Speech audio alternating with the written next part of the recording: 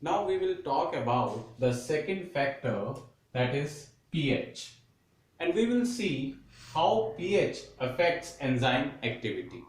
What is pH? pH tells us about the acid and basic nature of a substance.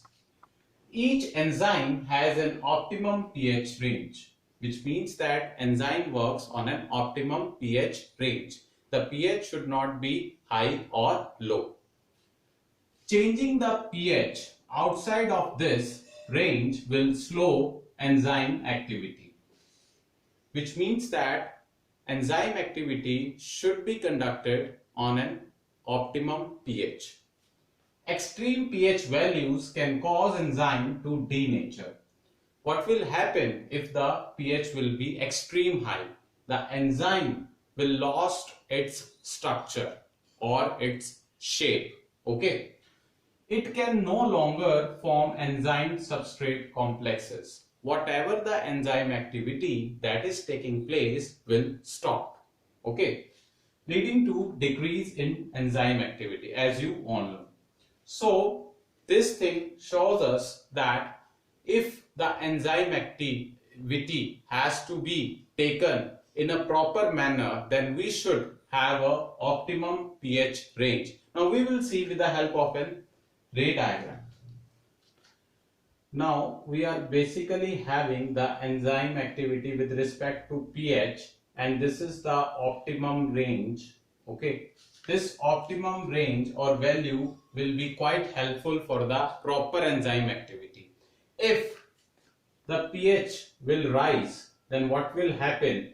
The enzyme activity will be having the downward direction, which shows that the enzyme activity will decreases. Okay, so to ensure the proper activity of the enzyme, we should have a proper, or we can say optimum pH range. As we have already discussed in our first factor, that was temperature, where we have realized that if the temperature is optimum, then the enzyme substrate complex activity is better. Okay, same is the case in pH also. If the enzyme activity is taking place at an optimum pH, then the substrate enzyme complexes will have a proper activity in forming various substrate complexes. Okay, now these two factors, first was the temperature, which we have discussed in the first video.